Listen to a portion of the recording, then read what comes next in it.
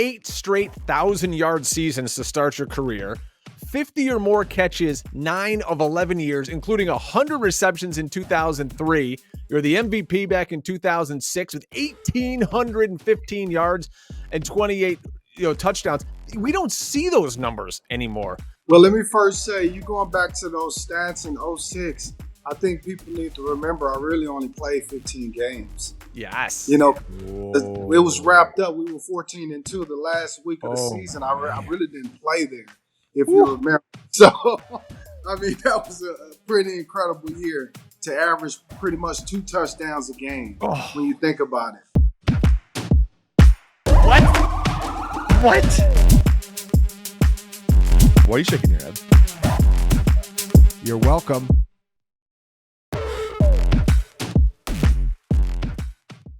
This is it. This is our best guess. No offense to Adam Schefter or others, but the great LaDainian Tomlinson, who is clearly the greatest fantasy football running back of all time. 20 years ago, I had a magazine, my prior website. I thought, fantasy people don't ever interact with these guys. We didn't get interviews, so I started working on that. I had Clinton Portis the year before. I had LT on the cover. The next year, I'm like, we got to go. I got to talk to this LaDainian Tomlinson.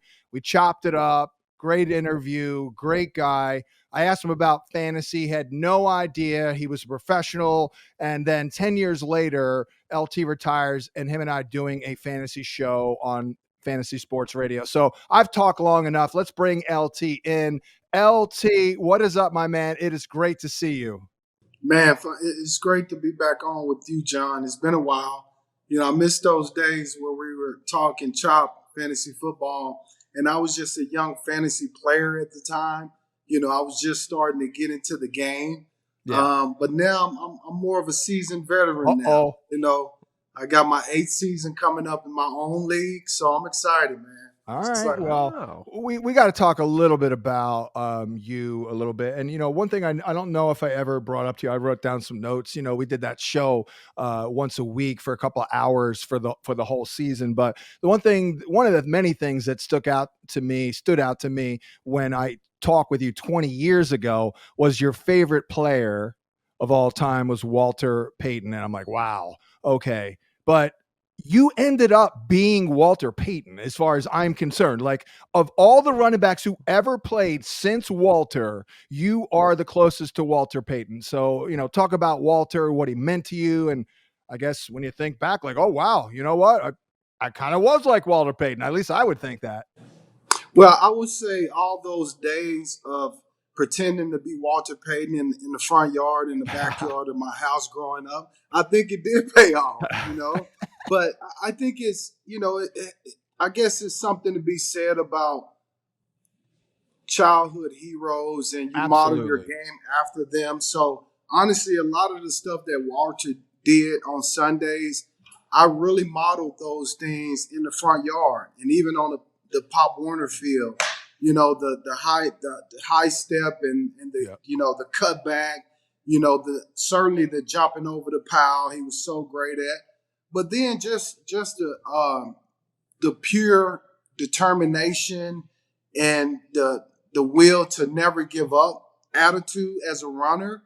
I think, for me, those are some of the qualities that certainly I tried to take from Walter. And it just so happened to be, we were kind of the same size. Yeah. We both weren't tall guys, 5'10", right to a little bit 210 pounds, something like that. So, it worked for me, and certainly I enjoyed doing it and paying respect when I could to the great Walter Payton. Plus, you were dropping dimes like Walter. That was one of the most amazing parts of it. Like, you are the most prolific running back in terms of throwing a football off the top of my head since Walter. Well, I took pride in throwing the football. I grew up playing the quarterback position early on. I was always pretty much a natural thrower. Even in baseball, growing up playing baseball, I played the hot corner. I was a third baseman. Nice. So you had a strong arm in order to play third base.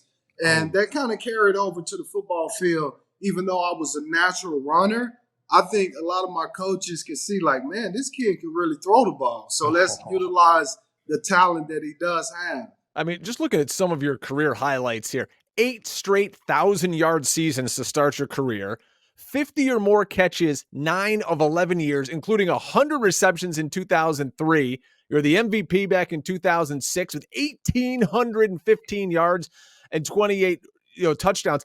We don't see those numbers anymore, LT. And you're telling me you're a big fantasy player now. So looking at how incredible you were, and now knowing that you're playing this game that we all know and love, I got to ask, are you taking running backs in the first round, or are you a wide receiver guy? What are you doing here when you're pulling the trigger in a draft? Well, let me first say, you going back to those stats in 2006, I think people need to remember I really only played 15 games. Yes. It was wrapped up. We were 14-2 the last week of the season. I really didn't play there, if you remember. So, I mean, that was a pretty incredible year to average pretty much 2 touchdowns a game when you think about it. But yeah, for me and what I target.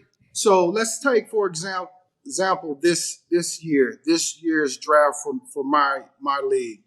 I have the 6th pick, and I imagine Christian McCaffrey is going to go off the board first. And then I really think, guys, there's going to be a run on wide receivers. Yeah. And traditionally, I'm a guy that I'm going to still probably try to take a running back, especially if it's one of the top 3 guys, top 2 or 3. In my opinion, this year, I think it's, obviously Christian McCaffrey.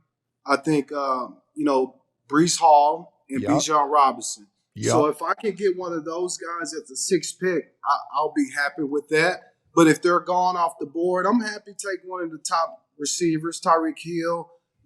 Certainly I think in my mind, he probably would be right up there at the top. CeeDee Lamb as well. So that's kind of what I'm thinking. At all costs, though, I really like to try to get a running back first off the board. I've been, old school with that forever, but last year I was a little worried about them, and I was never more inclined to go wide receiver. This year, LT, I do see an opportunity to kind of zig when others are zagging in terms of, I'm going to go running back. I'll kick it old school when all these others are taking the wide receivers, because there are 3 guys that really stand out to me. To name 2 of them, I'll throw Jonathan Taylor in that mix as well. I mean, I've always loved Jonathan Taylor, for God's sakes. I mean, those who've heard me on Sirius XM, I loved him like a son. I tried to adopt him a couple of times. He's from New Jersey. It didn't happen, but I love the guy. But LT, these guys are young, durable, and versatile. So I feel like those 3, and maybe even we can put Jahmyr Gibbs there. They are truly the elite, and I will take them in round 1. Any thoughts on Johnny Taylor this year with Anthony Richardson there? Yeah, I think he would be another guy that I would really consider taking. I just worry a little bit that Anthony's going to take some of those, goal line touches, get some of the touchdowns for himself. But I do think that Jonathan Taylor is a true 3-down back. So you're going to get the reception. We play PPR. So you're going to get the reception yards, maybe even a couple of reception touchdowns. And the home run ability that he has makes it intriguing to really take him off the board in the middle of the first round. Do you think the mobility and the threat of the run that Anthony Richardson possesses, might that help Taylor maybe not replace losing a few goal line touchdowns, but I feel like that could be offset a little bit by, he's not playing with a statue back there like Matt Ryan anymore. No offense, but I feel like that could help out JT. Yeah, it definitely could, because, Anthony's going to take some of the pressure off of JT, certainly when we're talking about the RPO game, that whole read the end and read the linebacker type of plays. However, I think we have to think about the reaction of the defense. They're gonna pack the box. And if Anthony can show early in the season that he can at least make them pay sometimes when they're stacking the box. Got it. That offense is going to open up a lot more from Jonathan Taylor. But early on, I think it could be tough sledding. They're going to be run blitzing. They're going to make Anthony throw the ball early on. LT, you had over 300 rushing attempts in your first 7 years, every single season. And that was with less games, as you mentioned earlier on in the pod. Today, you look at guys, Christian McCaffrey's never had 290 rushing attempts in the season. Neither is Saquon. One guy who has eclipsed that number is Derrick Henry. And I would not want to tackle Derrick Henry, especially over the course of a season. This guy's just running downhill at you over and over. It's scary. Now you put him in this Ravens offense with Lamar Jackson. What do you expect from Derrick Henry in this Ravens offense in 2024?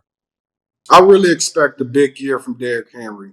The Ravens have always been able to run the football. Mm-hmm. I mean, with anybody who they have in the backfield, they can run the football against the very best of the defenses. And part of it, obviously, is Lamar Jackson being a run threat. But now you put Derrick Henry in that backfield, and you can really, kind of play that inside zone game to a T, because that's where the focus is going to be for defenses. They're going to assume the interior part of the line of scrimmage is where Derrick Henry is going to go. And once Lamar just start pulling the ball out a little bit and getting around the corner, now the defense has to adjust to that play. And all of a sudden in the fourth quarter, where Derrick Henry is always good, he's going to thrive. And he gets stronger as the season goes along. And I'm really not worried about, people say, well, he's been in the league, 8 years, going on his 9th year. And that's when running backs start to hit the wall. If you look at the way Derrick Henry trains, he's always in shape. He's not a guy that's eating bad. In the offseason, he always looks the part. And so I think that helps you as you age, when you don't have to shed a lot of weight going into training camp. Wow. And you've always said, LT, correct me if I'm wrong, you're more of an age versus wear and tear guy. Is that fair to say? Like, Derrick Henry has both things kind of working against him here, but what is more damaging, advanced age or massive workload? I think I would say massive workload, but with the exception of the way that workload is, you're being utilized in that workload. Meaning, if you're a guy that gets pounded a lot, you take a lot of hits and there's a lot of wear and tear on your body, then sure, that can be, a sign that things, may be starting to head downhill, because you only have a certain lifespan as a running back. We all know that. Right. But I think if you can alleviate, some of the hard blows, throughout the season and keep yourself somewhat fresh with a great number 2 running back, then I'm not so much worried about that if we're talking Derrick Henry's case. The age part, to me, running backs, if you're special, and I think Derrick Henry is special, he can play, well into his 32, 33 years of age. Yeah. Yeah, and I'm with you because as much as I've been ragging on these guys, like being an old man, like yelling at the cloud, like get off my lawn, there are guys who are still balling at receiver at 30, Tyreek, Javonte. I'm like, okay, well, let me change my role. If you're likely going to be inducted into the Hall of Fame, then you can just keep going, baby. You know what I mean? Like, we probably think that way with Derrick Henry. How about CMC? Because we've mentioned him a couple of times, LT, and we did a podcast with Dr. Mark Addix, who played in the NFL. He had mentioned, which I didn't even know, that apparently he reached out to you, CMC. Or what are you seeing from him over the last couple of years to stay on the field? Because whatever he's been doing compared to a couple of years ago in Carolina, it seems to be working. Well, I think what happens as a runner, and I know this probably being the case with CMC, is the fact that, he's evolved in his training in the off season, understanding exactly what his body needs to be at the peak of shape when the season starts. And if you notice, he does a great job of even throughout the game. Sometimes there's somebody working on him, sometimes stretching him out, making sure he stays loose. That is vitally important as a runner, because as you start to take those hits, things do tighten up. And so if you have someone to work it out right there on the sideline, that helps you stay, in peak performance. But I think he's in a zone where I call it, it was like for me, the Matrix at the time, where I really felt the height of my superpowers, I think Christian McCaffrey is there, especially that he's in an offense that fits him perfectly. So you combine those things, his mindset, his ability, and then being an outstanding offense, an outstanding play caller. I expect another huge year from Christian McCaffrey. Well, that matrix in 06, by the way, Brian, to answer a question we posed earlier, LT, I believe I clued him in to the fact that he literally changed fantasy football. I believe LT in like 2012 or 13, whatever that year was, you're not that dialed into, third round reversal, but that's what it is. They basically penalized you in many leagues if you got that number one pick. That was your fault, man. You mentioned about getting beat up and having to train. I don't think enough fans realize what your body goes through week to week. And I mean, I'm looking at your career here, 11 years in the NFL. What do you feel like on a Monday? What does it look like when you have to go through the entire week of the season? Like, how are you preparing? And then when you get to the off season and finally you can say, oh my God, I get 5 minutes to myself. What do you do? What does that look like for an NFL player? Someone getting the touches that you had? Because in fantasy, we think, hey, it's a new week. Like it's a video game. The guys are going to show up. They're 100% healthy and they're ready to go, but they're not. No, they're not. But here's the thing. I think you get in the routine, and for guys that are very disciplined, usually the great players are very disciplined, meaning they know exactly what they're going to be doing at 2 o'clock on Monday every single week. They know exactly what they're going to be doing at 3 o'clock on Tuesday every single week. And for me, that was a pool workout every Tuesday. 3 o'clock, you can find me in my backyard in San Diego in the pool, doing the workout, because that helped me get my body back. And so it was a constant routine, having a chef cooking the right foods for me, having a massage therapist on hand to stretch me, make sure, I'm ready to go, a chiropractor, putting me back together after, a brutal game. Now, I will say all games, are not the same, obviously. There are some games I come out and I feel like I can, play the next day. I really had a great day. But there are some games where it's a tough day. You average probably 3.5 yards a carry. You had 30 carries. Yeah. And maybe only had 95 yards or something. That's a tough day, guys. You're going to be a little bit more sore, the neck sore, the shoulder sore. So, I mean, it's all a part of the commitment that you're gonna go through. You're gonna take some pounding. Now, in the off season, you mentioned that's the time to really refocus on, the things that you need to get better at. I used to always take a deep dive at, something I needed to improve on. Mm-hmm. Whether it was, blocking or a certain route coming out the backfield I wanted to improve on. Those are the things that I would try to focus on in the off season, as well as really trying not to get too much out of shape. It's easy to do that, but that's important in terms of staying at the, your tip top shape and peak ability. Considering LT that, you and I chatted for a good hour, I think 20 years ago back in 2004, when I saw everything play out and with the Chargers in 2009. Obviously, I was doing this. I was in this business and, covering the NFL. And I witnessed it all. And my thought at the time when you went on to the Jets is, knowing you a little bit, I'm like, LT is on a mission. Like, I don't know, you might have been on more of a mission that year than any other year. I mean, maybe I'm crazy, but it sure seemed to me, as an outsider who at least knew you a little bit, that you were just balls to the wall here in that year to prove to everyone that you still had it. And you did. You upped your yard per carry average from 3.3 to 4.2. But what was that like going to the Jets? Am I on the right track there, that you just worked your ass off? Oh, yeah. I mean, that was a time where, I kind of had to look in the mirror and challenge myself at times. But I think deep down, I knew that I still, had it. Yeah. I knew that I still had the talent to get it done. But no, John, it was just about going back to work, really going back to the fundamentals of how I used to train. And, I reached out that off season when I got to New York. I reached out to Tiki Barber.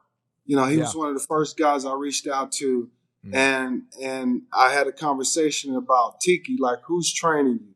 You like, what kind of stuff are you doing? Because Tiki had a complete turnaround, if you guys remember, in his career. I mean, he was strong, he was fast, he was durable, he was staying healthy. And I started training with Tiki. We started using the same guy, and that helped put my body back together, if you will, for all those years of the pounding that I really never got corrected. I was able to put my body back together going into New York.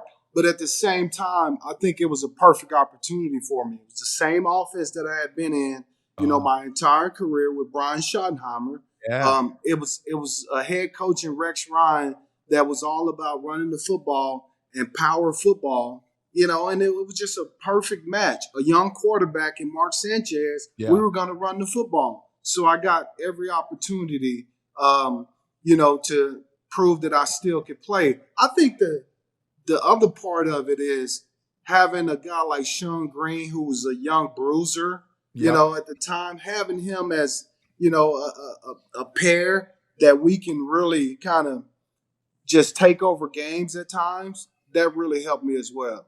By the way, Sean Green is a South Jersey guy. He's from about 20 minutes away from me here. I always love the geographical connections here, chopping it up with the great LaDainian Tomlinson. LT, I did want to ask you something, give you a little bit of an update. I did start a new website about 4 years ago. I sold the other site. I had like a little non-compete. I was on the fence. People were saying, "Oh, you got to get back into the business." So I did, and brought in a bunch of really sharp guys like Brian and Trey here. But we have a whole data suite where we're charting every game, and we have 700 data points for every play. It's basically PFF, like PFF. So I wanted to ask you some of your thoughts on some of the data points that I look at that are above and beyond your average stats, like, when you rank in terms of importance or how revealing these stats are in terms of analyzing a back, here are a couple data points. Explosive run percentage of runs to go over 15 yards. We have missed tackles forced per attempt. So we're charting things like that. We have yards after contact per attempt. We have yards before contact per attempt. We even have stuff percentage of carries that are stuffed. A stuff is any run that does not result in a first down and or touchdown less than 4 yards, blah, blah, blah. So, I'm not sure how into the data you are, but, we're trying to get smarter and better. And, we have these advanced stats here. So any thoughts on some of these data points I'm talking about? Yeah, I love it. I love it because it really gives you an opportunity to look deep into the numbers of how a running back is truly performing, right? I mean, you can have a guy that, that is leading the league, but he's fifth in explosive runs. I've always been a guy that, I like guys with explosive runs. That's how you change the game. And ultimately, when you think about it, explosive runs, you won't have to have 25 carries. If there's a guy like Jahmyr Gibbs, who I'm sure without even asking you, John, I'm sure Jahmyr Gibbs is up in the top of the league somewhere in explosive runs. If we're talking about based on per carry, I know he shared with David Montgomery. They share time, but Jahmyr Gibbs, you can see the explosive runs changes games, right? And so I love that because the other thing that it does for me, when I'm getting ready to draft, I'm thinking about those things. Yeah. Like who's gonna give me explosive runs? Who breaks the most tackles? Because at the end of the day, that is how you stay on the field. That's how you accumulate points and touchdowns. And those are the guys that I want on my team. I got the data here, LT. You ready? Among 49 running backs last year with at least 100 attempts, Jahmyr Gibbs, per fantasy points data, third best explosive run percentage behind Devon Achane and Breece Hall. Boom. Yeah. Yeah, and Devon A-Chain is pretty good too. Yeah.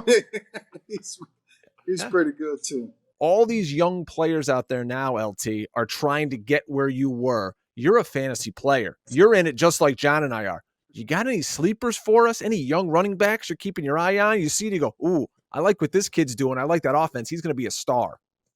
You know what? I'm just now starting to really get into doing research and kind of ranking my running backs. But here's the thing. I've always gone by if a guy's in a really good offense, like he has a really good play caller, even the second string running back, he's a sleeper. He's because he's gonna get opportunities. I think off the top of my head, one guy that I'm thinking about, and I don't want to talk too loud here because I have another fantasy owner in my league that's here, and I don't want him to steal this guy on draft day. But Trey Benson from Arizona, I'm telling you now, and I love James Conner, but he's going to miss some games. He always does because he runs so freaking hard and he's so tough. Yeah. But Trey Benson, man, he's the type of guy that if he get in the lineup, he may not give it back. Explosive plays. Talk about explosive plays, LT. Yeah, exactly. So that's one guy that I have my eyes on. By the way, Brian mentioned your Hall of Fame induction, which of course I was very happy to see. I'm tight with Fred McGriff, the crime dog. Yeah. Oh, my man. I love the crime dog. I mean, you guys are two of my favorites. I've been friends with Fred actually for 25 years, and he made the Hall after a long wait. And I felt like I got into the Hall. I was so happy for him. But your speech was epic. I mean, everyone go check it out on YouTube. LaDainian Tomlinson's Hall of Fame acceptance speech, one of the greatest of all time. But LT, I did want to. Here's a name that I'll throw out to you because a lot of people this time last year were comparing this guy to you, and I know that you signed off on the comparison. I'm talking Bijan. Last year, watching Week 1, it was like the 1:00 games kicked off Week 1. It was like 1:12 Eastern, and I tweeted, I'm like, all right, I've already seen enough. I think Bijan's the most talented running back in the NFL. What'd you see out of Bijan? How would have you felt if you played for Arthur Smith, who's pulling your ass all the time, and no more Arthur Smith? And I think the sky's the limit, LT, this year on Bijan. Yeah, Bijan is a stud, and I've been fortunate to get to know him a little bit, and I really like him. Had some great conversations with him, and I felt for him. I felt for him last year. Certainly, he wanted more opportunities, and Arthur had his system the way he wanted to run it. Yeah. But, I think it's a silver lining for Bijan because, he was able to take a step back and kind of learn the game slowly. Even though he wanted more, he was able to learn the NFL game. But not only that, the conversations that I had with him was about taking the opportunity to learn now what everybody else is doing. Like, what you're doing. Right. You can, since you are in a timeshare and you're not playing as much as you want to, take the opportunity to learn what the defense is trying to do to you, so that you become a better player. And I think this season, guys, he's another guy that if he's there with the 6th pick, I think I'm gonna cash it in right away. Oh yeah. By the way, he's special. Didn't you get 31 carries your first NFL game, LT? Yes, something like that. It might have been 36. Oh, let's take a look. Crazy. Damn, I remember thinking, damn. Yes. 36. There it is. Wow. Yeah. Wow. But Norv Turner told me. He said, hey man, he said, and the crazy thing is I healed out of all of training camp. And so when I got back in, he said, you better be ready to go. I hope you're in shape because I'm going to give it to you 30 times the first game. He told me that. I'm sure he did. And, he stayed true to his word.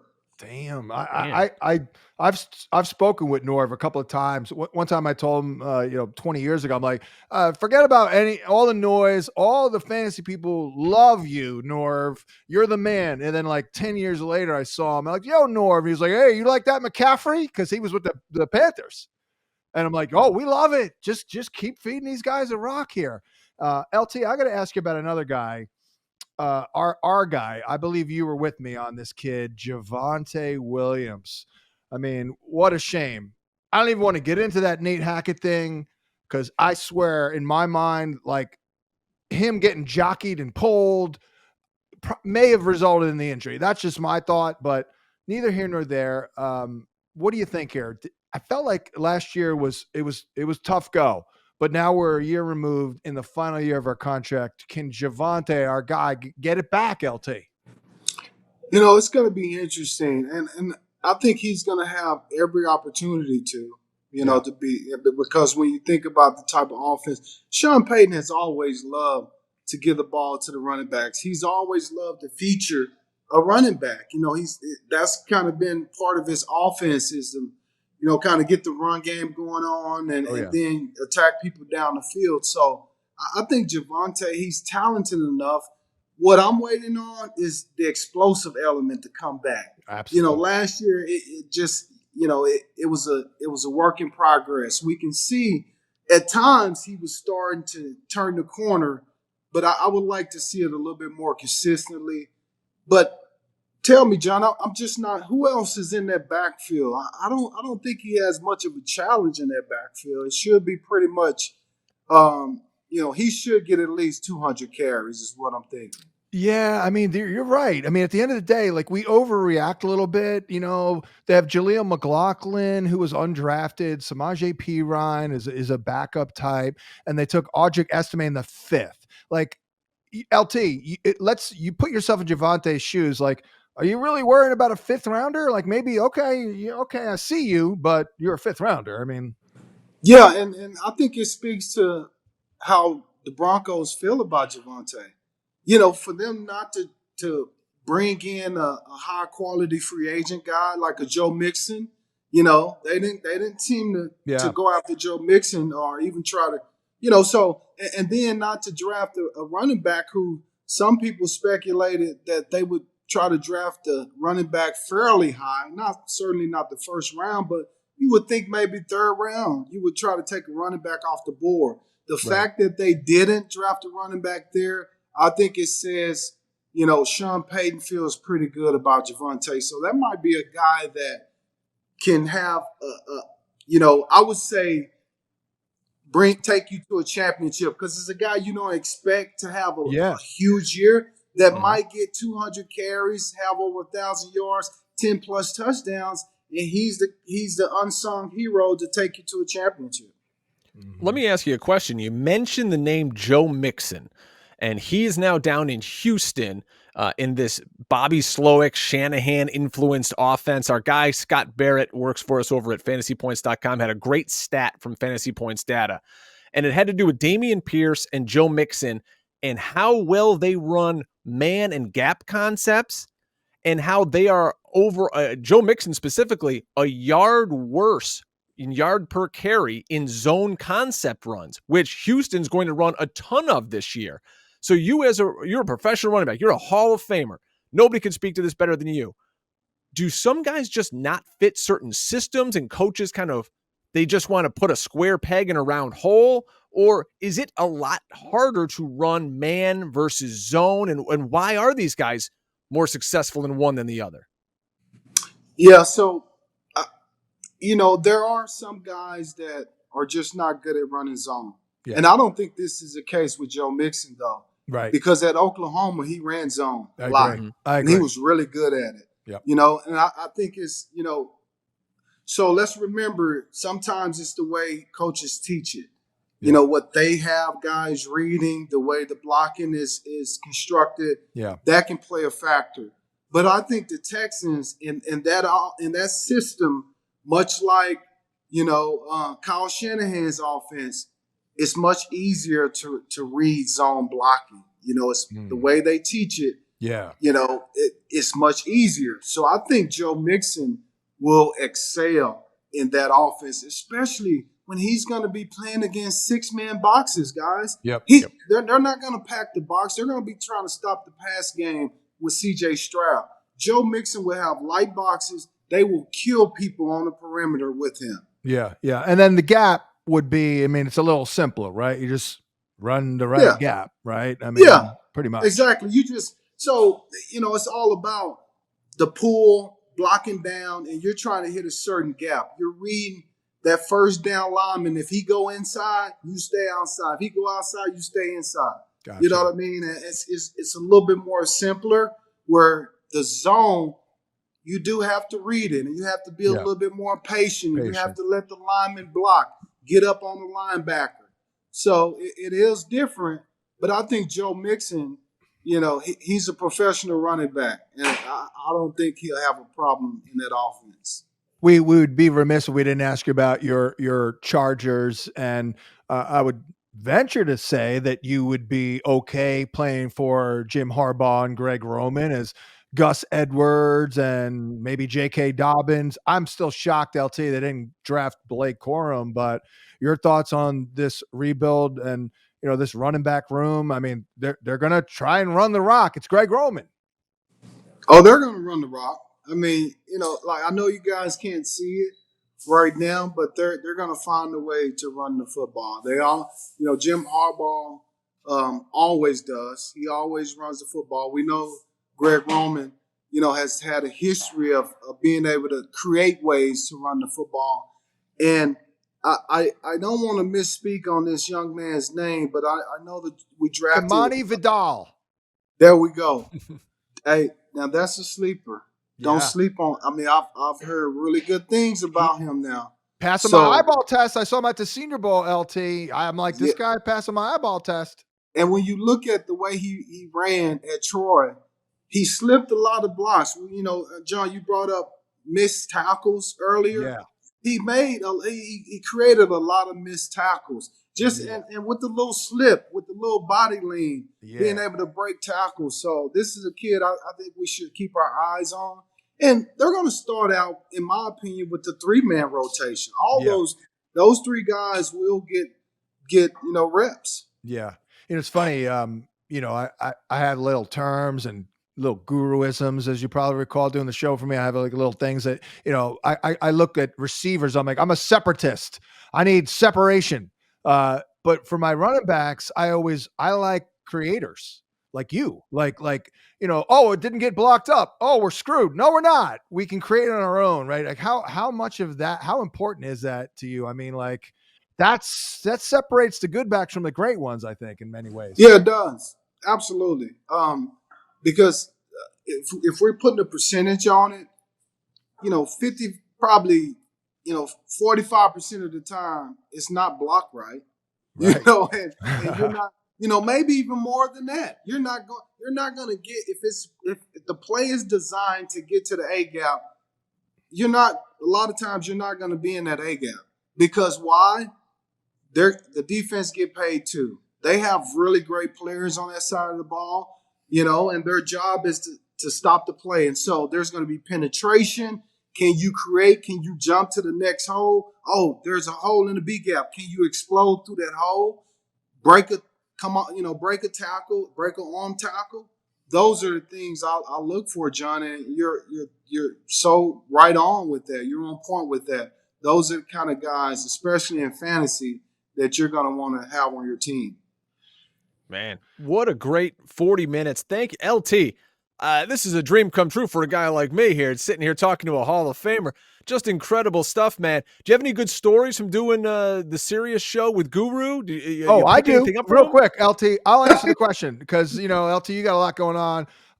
Do you remember the time we had Frank Gore on while he was still in the league? Yes. Because that was awesome. So I go to Frank. I'm like, oh, Frank, before we let you go, I've already done your projection for this week. I can tell you what you're going to do. He's like, oh, yeah. I said, oh, well, Frank, you're going to run for 95 yards. And he quickly went, give me the 100. So I went, done. I literally gave him the 5 yards, gave him 100. What did he do that weekend? He ran for 100 with 2 touchdowns. There you go. That's awesome. Yeah. And I told him that story years later. I ran into him in Indy, and I told him that story. And by the way, LT, I interviewed at the Combine this year, his son. How about that? Oh, wow. Yeah, that's right. He's I think I had a conversation years ago about Frank Gore, his son, and he was telling me about him. He wanted me to talk to him, and it just has to be a special, special moment for Frank. I'm so proud of him. Yep, great guy. And you too, LT. You are still mentoring a lot of these young. You're like kind of like one of the go-to guys here. So you're still that's got to be cool too, keeping in touch with the youngins. Yeah, it is. I take pride in it. I think it's really our obligation. As great players and stewards of the game, to really when those young guys call on us, mentor them, advise them when we can, and keep the game moving forward. I tell them all the time, I'm still waiting for someone to come get the 31 touchdowns. No one has done it yet. Probably going to be, you'll be waiting for a while, which is a good thing. But LT, we really appreciate your time. You remain one of my favorite human beings on the planet, and we thank you, sir. Absolutely. Thanks, guys. Appreciate it.